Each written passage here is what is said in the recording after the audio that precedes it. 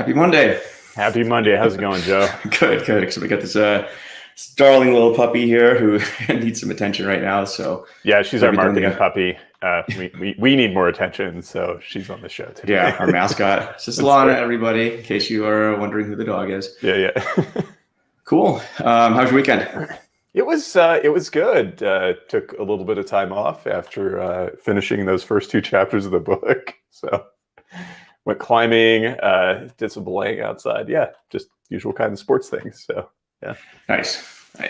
Yeah. I moved all weekend, so that was my excitement. Yeah. Good decompression, awesome. I guess. Yeah, I guess so. Yeah. Cool. I think let me share my screen real quick. Yeah. Today we want to talk about an article from an acquaintance of ours, Bruno Aziza. He has a weekly newsletter, actually, which I didn't know about. It's pretty cool. And being clickbait, I always click on things that say, what is data engineering? And so clicked on this and was pleasantly surprised with a bunch of awesome content. So shout out to Bruno for putting this together, as well as his awesome videos that he takes in his car. So yeah, it's low fidelity. It works. We may have to adopt a more low fidelity format.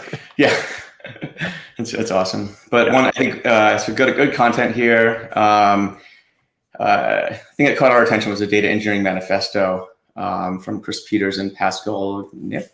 I'm totally going to mess that up, from Data Minded. Yeah, apologies. But yeah, shout out to you guys. Like, this was awesome. It sounded like it was like preaching to the choir. And there were some really interesting ideas too that I hadn't thought of. I'm like, oh yeah, I actually completely agree with you. But I really like the way they stated some of these things. Yeah, exactly. Yeah, let's dive into it real quick. I mean, they talk about the manifesto. So it's similar to other manifestos. I mean, you had the Agile Manifesto that came out in 2001, actually here in Utah at Snowbird. Other manifestos, and this is the latest one for data engineering. I can't say this would be like the authoritative one, but I'm glad that people are taking a stab at, at least some aspects of data engineering that should be in a manifesto. So we want to go through these real quick and see if we agree or disagree. Yeah, so number one, we are software engineers. And incidentally, this is something we were writing about quite recently and debating about too. Yeah, and what about software engineers? Why is that part of data engineering? It's funny. I was thinking about it more just this morning. So it's part of data engineering, and it's kind of a different style of software engineering as well. So I think if you're working in a tech stack, say in the back end of an application, you tend to be a pretty specialized software engineer. You work on one part of a stack, maybe, and that's your application.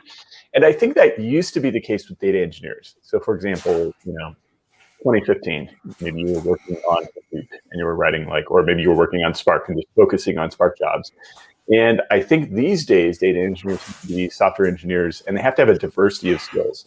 So they have to be good at orchestration. They have to be good at maybe writing Spark jobs as well. They need to know SQL. They just need a whole spectrum of skills. And they also need to use software engineering practices like DevOps and continuous deployment, proper management of version control, all those practices that if you don't follow them, your engineering is just going to be a lot worse, and your processes are going to be a lot worse too. Yeah, I agree. And it seems like it's kind of a paradox in some ways too, right? Because we're also living through an age of increasing abstraction and simplification in a lot of data engineering tools. Yeah.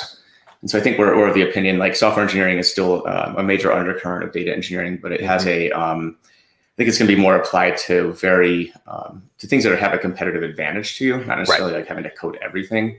Yeah. So unless this dog has her way and she starts coding everything. But I think that's a good part. Yeah, I mean, I think the tendency, you're going to be doing orchestration and you're going to be writing custom API connectors if one doesn't exist. But if there is an off-the-shelf connector, then use that instead, basically. Yep, prioritize, like you said, find the competitive advantage and focus on that. Yep. Yeah, I'd say stuff like pipelines, for example, unless there's a need to code one. I mean, there's so many off-the-shelf tools right now, open source or paid. Yeah, doesn't make any sense, right? Connecting MySQL to Snowflake it's a known thing, and it's been solved by 1,000 different ways. So don't reinvent the wheel. Exactly. Yeah. So cool. Second point here: data is a product. Yeah. So I don't know. What do you think the old mindset on this was? I kind of think that maybe 5-10 years ago, there was a tendency for data engineers to be pretty siloed and to work on their own stuff and not think with a product mindset. I mean, in reality, data was a product, but there was sometimes this tendency to say, hey, we're going to focus on collecting all this data in a data lake. we really don't think very much about who consumes it. And one of the major ideas of a product mindset is you think about how it's going to be used and product market fit and such. I do agree. I think data for a long time wasn't considered much of anything, honestly. Right. It depends on where you work, but I think a lot of companies, it was data was just an afterthought. It wasn't a product. It wasn't, Right. It was just something that was kind of I don't think a nice to have is a good way of putting it, but it definitely wasn't considered like a top of mind product. Whereas nowadays, you can make a pretty strong argument that data is a product and it's a deliverable and it has all the attributes of a software product. Exactly. And a physical product, really, which means like quick delivery, low defects, that kind of thing. So it falls very much into the data ops model of delivering consistent, reliable products. And the product happens to be data now. Yeah. So. And you're thinking about who your customer is. And for data engineers, that can be internal or external, right? Increasingly, we're seeing external facing data products, but also like within your company, is it an app development team? Is it the business? Like think about who's going to be consuming that data and make it appropriate for them, which brings us to number 3, incidentally, which is enable by providing self-service solutions. So that's, to me, builds on the product idea here. Yep. What does self-serve mean to you? So self-serve, I mean, it's going to mean a whole spectrum of things depending on who your customer is. So if your customer is data scientist, then you want to make it fairly easy for them to operate on that data without having to do a lot of extra work. If your customer is a business user, then maybe they're going to be consuming that data through something like Looker or Apache Superset. And so maybe beyond just the data, you're also going to help them to code business rules to give them consistent views of the data and then allow them to slice and dice it as they will and build new reports dynamically. Mm-hmm. Yeah.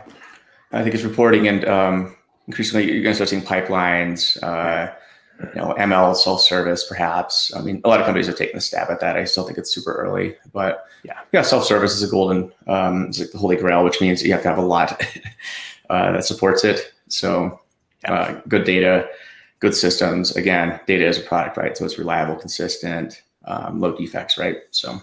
Yeah. And I to your point, like AI as a service, ML as a service, I mean, a lot of cloud vendors are taking a stab at that. Google has made a lot of moves in this area, but if the data itself is not in good shape, then you're not going to get good results out of using a tool like AutoML tables, for example. Yeah, exactly. Sure, we talk more about self-service, but it's one of those things where I think everyone talks about it, and it's still not a lot of people are, I think, really doing it. So it's still, I think, early days with that. But again, I think back to the software engineering notion, I think data is one of those things where it's like at least 5 to 10 years behind software engineering, for example, right? In terms of, I would say, almost every practice. But it'll catch up. It's not like it's going to take you consistently 5 to 10 years because you can learn from what software engineering has succeeded at and adopt those practices much quicker. Mm-hmm. At first, you have to adopt the right mindset, right? You're never going to catch up until you get into this mindset of saying, hey, we need to think in terms of data ops. We need to think in terms of CI/CD and monitoring quality and all these other things that were kind of in the back of engineers' minds in the past, but weren't necessarily brought to the forefront as best practices, I think. Exactly. Yeah. Number 4, embrace cloud and managed services. Yep. I think for the most part, we agree with this. I know for our practice, we take a cloud first approach and managed services approach. And so the primary thing you should get. I will say that there's I think for as much as we advocate cloud, there's still maybe some advantages if you want to stay on-prem or do hybrid cloud too. So I can't say that cloud is the end all be all. And I'm sure you want to debate me on this one. But I could see some use cases where maybe, there might be a contrarian viewpoint to this that still holds true. So, yeah, I mean, I think there are use cases for on-prem. I think one that came up in the podcast I was listening to today is like, say you're a manufacturer and you want real-time analytics on your factory floor. Well, you probably don't want to have to ship the data to the cloud and then run analytics there. If possible, you'd like to have those analytics right next to your machines, next to the product that's being manufactured. So, yeah, I think maybe what we would argue is that if you're going to be on-prem, you probably should have a specific reason for that. On-prem used to be the default, and I think now, from our perspective, cloud is the default unless you have a compelling reason to be doing something else. Yeah, I think the other point is avoid undifferentiated heavy lifting, right? So if the cloud and managed services can do it for you, great. if it's not cost effective for you to use cloud, then I suppose congratulations, you have a very special use case and go for it. So batch processing is easier than stream. I think for now that's true. I do take issue with this in the sense where I think batch is a subset of stream.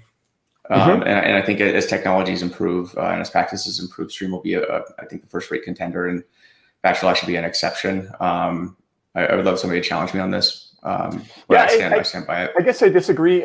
But what I guess my belief is that like you were saying, all data starts as streams, right? You're fine in saying that. And I completely agree. Like let's say almost all data starts life as real-time data. And I think the boundary where we force that into a batch paradigm is going to push further and further out.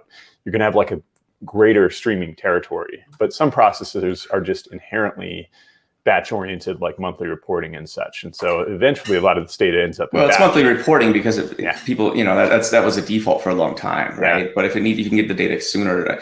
So I disagree with the notion in a manifesto, I would say, which is something that's somewhat of a permanent, record of best practices, that saying that it is inherently easier from now until kingdom come, I think is a bit, I don't agree with this. So so maybe this is a current state manifesto more than like the future. Yeah, I mean, did they mention time? Yeah.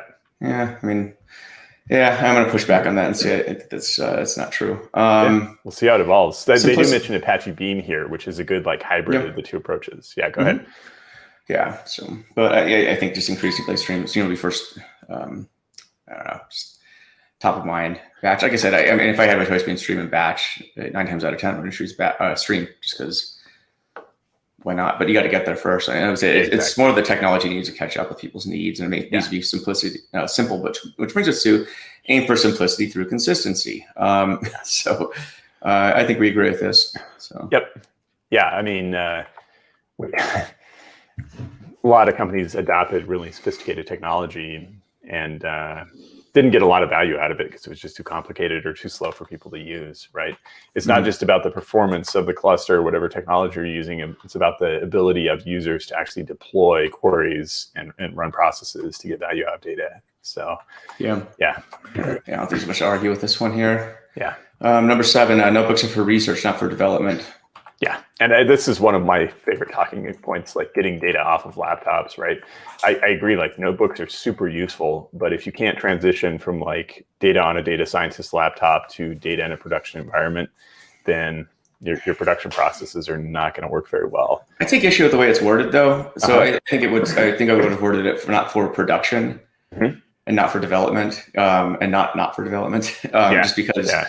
This kind of research and development, I think, sort of connotates the same sort of things where you're doing experiments, with notebooks. And so I think I would have worded this differently. But yeah, for the most part, I'd say that, there's definitely some examples like AI platform, for example, where you can make models and put them in production. I would say that might be a counterexample. And other clouds are doing this. So, but as a first-class citizen, I would say notebooks tend to be sort of an anti-pattern. But again, everyone uses them. So to argue that it's an anti-pattern in general is you're fighting against a pretty strong current. So yeah, and I would say the other trend that's been going on for several years, it's still kind of a struggle, but I think we'll get there eventually, is to move notebooks to the cloud and to common servers. I mean, that's always been one of the principal choke points of notebooks, is that people would run them on their laptops, and then getting data and code off of a laptop up to the cloud or common environment was very difficult. And so once you have notebooks in the cloud, they become much more interesting as like a shared development environment at that point. Yeah. So again, I still think it's pretty early days too for data science production development, because a lot of data scientists just haven't been deploying to production. Yeah. So, I mean, it's sort of the stream argument. So we'll see. Yeah. Data scientists are colleagues, not enemies. I think that's a tautology that we subscribe to. So I think treat data scientists as your enemies at your own peril, because they're the end consumers. If you don't, you need them. Yeah. Your job depends on data scientists and analysts. Yeah. You don't make pipelines or data assets and data products in a vacuum. And I think they're referencing just some common realities. Unfortunately, I think we've both seen in various companies a lot of siloing between data science and data engineering. And yeah, it makes no sense at all to have this kind of separation.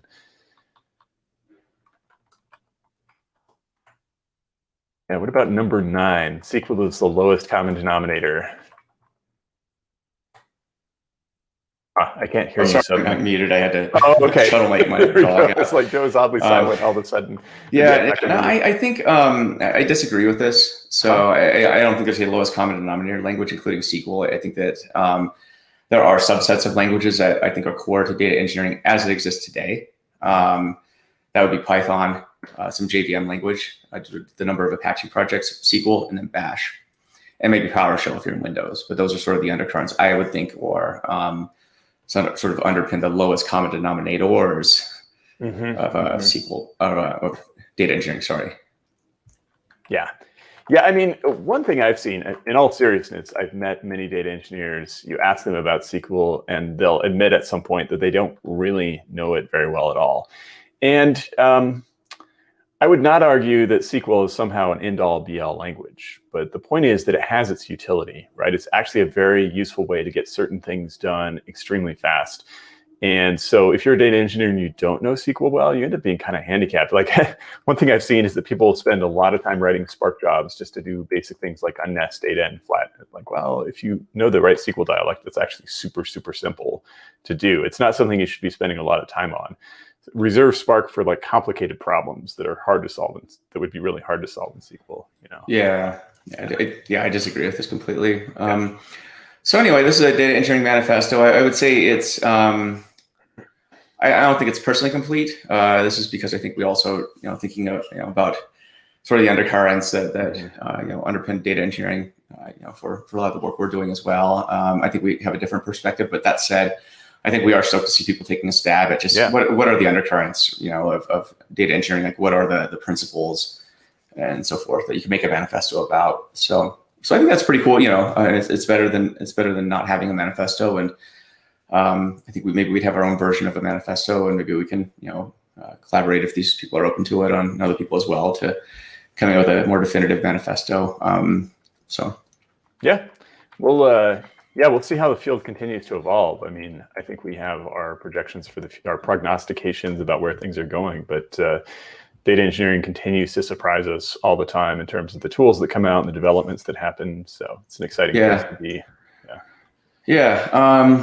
Keaton has a question about SQL. I don't know if you want to elaborate on that a bit. So we kind of gave our opinion on one part of SQL, which we don't think it's the lowest common denominator of data engineering. But Keaton, if you have thoughts on or more, details in the question.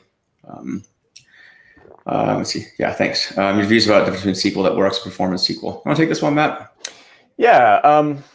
I think if you are using SQL in a data engineering context, it's important to know enough about the underlying tool to optimize performance. That's absolutely true. So for example, certain types of SQL reorder queries and other types don't. Like BigQuery SQL doesn't really do a lot of reordering. And so you need to make sure that you put things in the correct order in order to get decent performance. Snowflake, on the other hand, will reorder. And then you need to understand, in detail the difference between like a columnar database and an indexed database, like a relational database. That's going to make a huge difference in the performance of your queries. And then you need to understand things like, if you're responsible for that database, how do you partition it? How do you cluster it? How do you optimize for the types of queries you commonly see? So you should not, as a data engineer, like maybe analysts can kind of write SQL in a hackneyed kind of way just to get the job done. As a data engineer, you do need to act like an engineer and understand the details of the underlying system you're using to write the best SQL possible.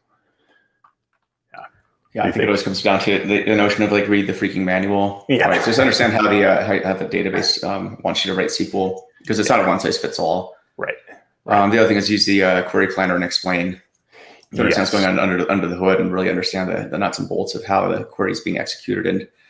And then again, read the freaking manual so you can understand like how you can optimize that. Because until you know both how the database needs to be optimized and also how you're supposed to be running queries, and how the queries are being executed, you won't know what's performant and what just kind of works. So exactly, yeah. And then there tends to be a lot of community knowledge around these platforms too. You can find all kinds of Stack Overflow posts about Spark SQL or Snowflake SQL, discussing various performance issues that come up when you're trying to solve a problem. And people have a lot of great ideas about how to optimize performance.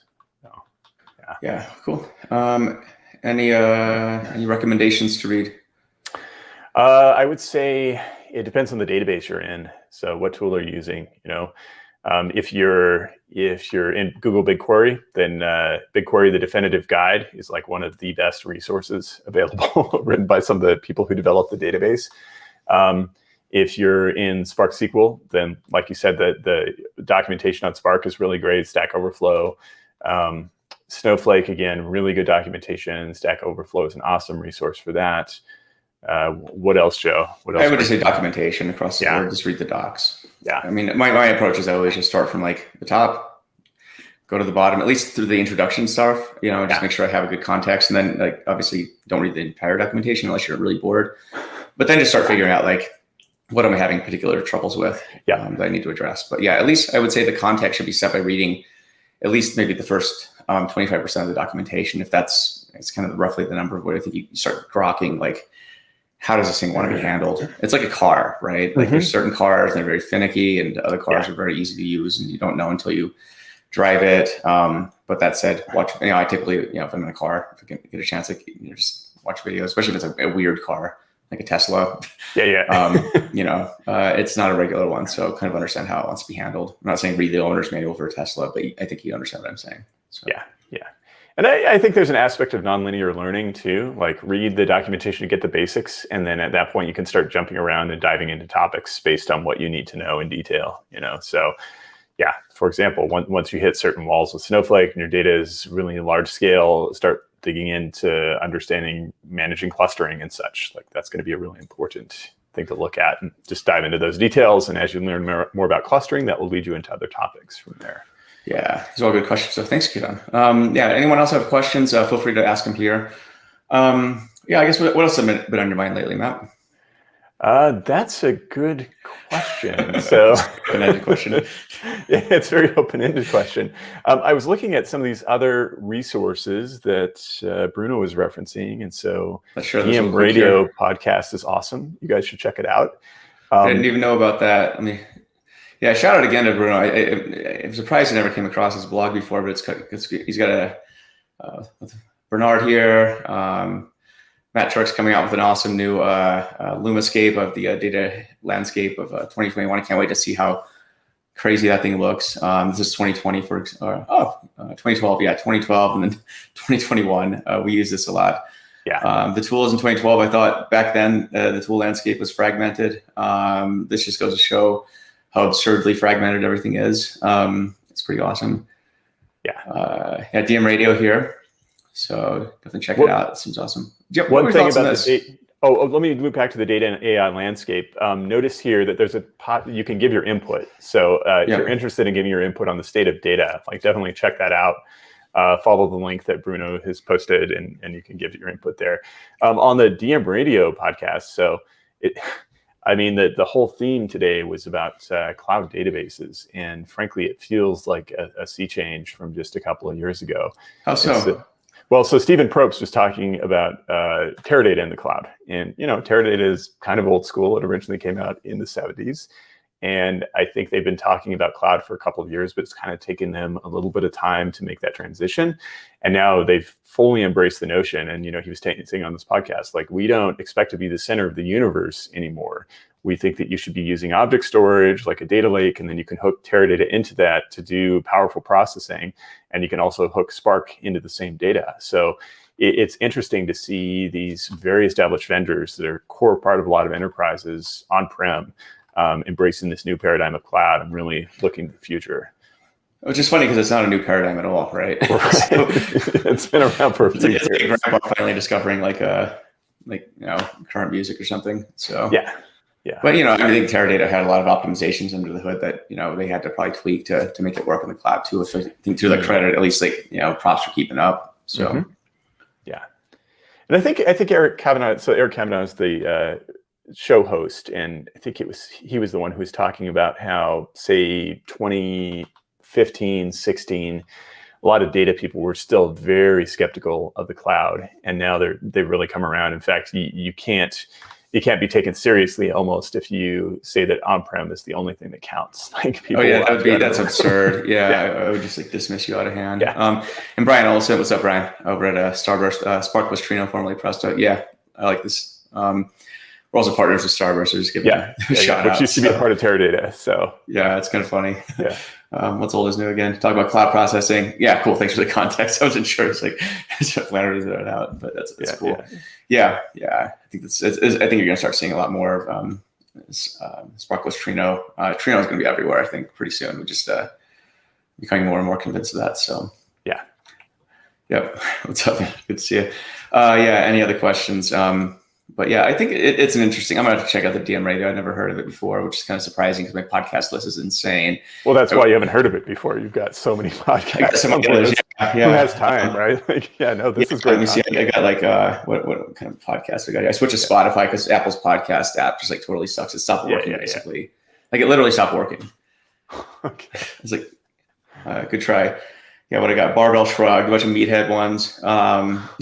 Comedians, and then data ones, and that's about it. So, and then ours, of course, Monday Morning Data Chat. So if you want to subscribe, we're on Spotify, we're on Apple, wherever finer podcasts are found. Cool. Yeah, on that note, subscribe to our channel on YouTube. We're actually closing in on 1,000 subscribers.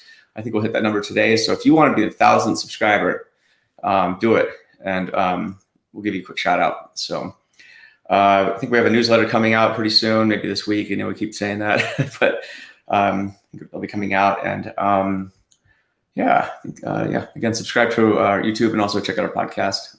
The show again is broadcast on LinkedIn Live, YouTube Live. So how's that for a segue into closing out? Just suddenly did it, but cool. Unless there's any other questions. Actually, let's answer this one here. What do you think of great expectations? It's a great question. It's a good question. It's cool.